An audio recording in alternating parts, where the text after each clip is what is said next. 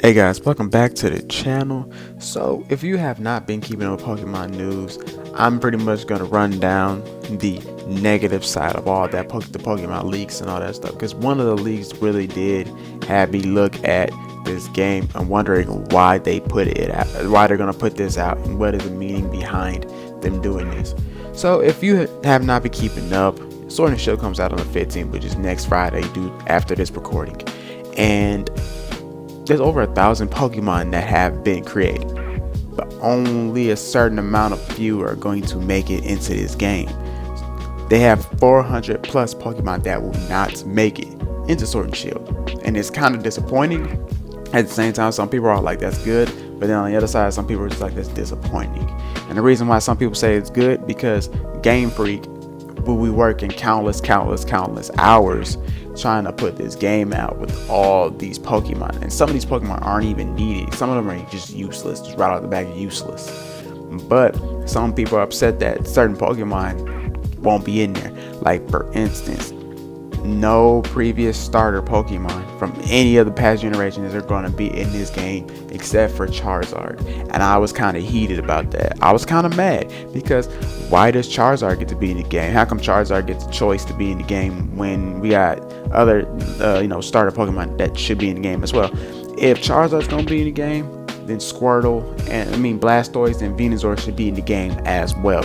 I find that really just that's not cool. Like, that's really showing some favoritism to Charizard when, like, a lot of people aren't Charizard fans. I'm a Typhlosion type guy, so I'm like, hey, I want my Gen 2 starters to be in this game.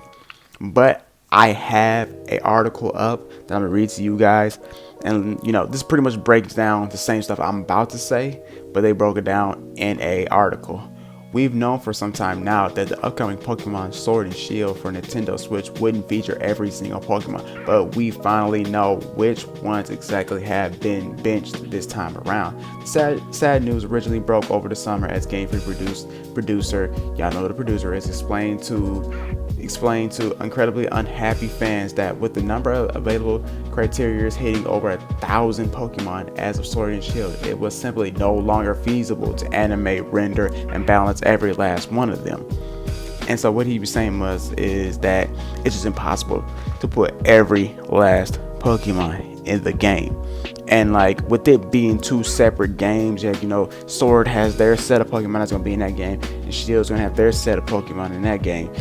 I guess he's saying that it was just not feasible to do all that, which some people are calling bullshit because of the fact that look at the 3DS, you put them in 3D, how could we put these in 3D?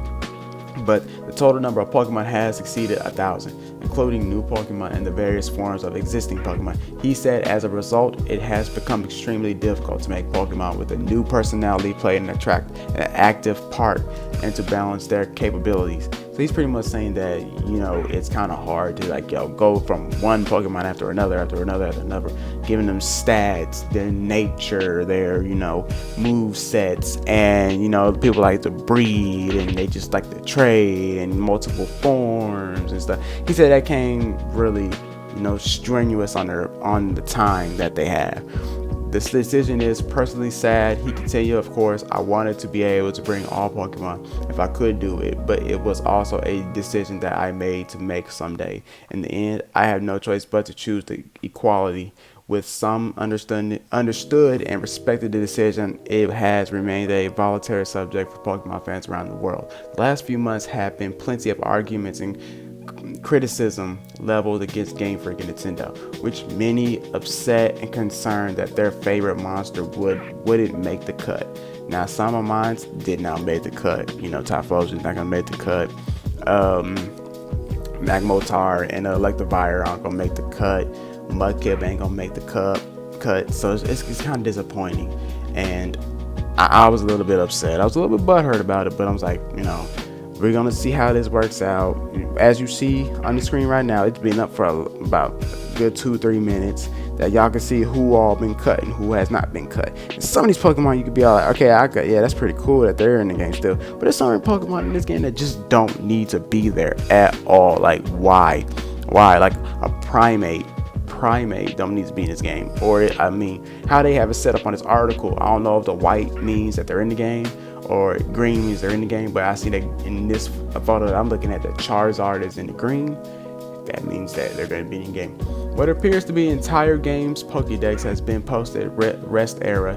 You can take a look at all the new Pokemon over there if you really want, but I'm refraining from sharing details on the new Pokemon game due to the fact of, they're taking stuff down. Cut classic Pokemon is a different matter though, and I think the people need to know the new Galar Pokédex apparently has 400 Pokemon, including mythical monsters. With over 1,000 Pokemon now out there, that obviously means a massive chunk of the existing monsters have been cut from the game. A different rest thread has compiled a guide for which monsters remain and which have been left out, and there are bound to be more than a few fans in the list of the cool, or whatever it says. Take a look for yourself. So pretty much, I'm gonna leave the link in the description below. A lot of Pokemon have been cut. It's not cool. I mean, to me, I'm like, this is kind of stupid. But at the end of this article, it says, as you can see, it is pretty unsettling read, especially for longtime fans of the original 151. Only 54 make the cut. No Bulbasaur, no Squirtle, no Alakazam. I'll still be playing Pokemon Sword and Shield, and no doubt I'll have a great time. But this does sting, and it does sting because my Gengar, all the Pokemon you collected in Let's Go Pikachu and Eevee should be able to be transferred over into Sword and Shield, because that's what they said, that these two are supposed to be compatible. Only a certain amount of people, a certain amount of monsters on my team is gonna be sent over, like all my Eeveelutions, all my Gengar, Arcanine, all that stuff. All that's gonna be sent over, but not everybody can come over, and that's really disappointing. And honestly, a lot of people are asking for the refunds. I've seen somebody on Twitter, he said he just got his refund back because he didn't want to buy a game that wouldn't let him have, and I think he said for alligator. And I was like, which is understandable, but maybe there might be a patch later on down the line, maybe not, but we will just have to wait and see. Until then, we got like a week away from this game. I'm hyped to play the game. I know some other people are hyped to play the game. Maybe they just wanted us to, get with these new Pokemon that they're putting out. And I will have a link to Cerebi.net about they had the Pokédex so far of the new Pokemon. But other than that, guys, that's all I got for y'all. Peace.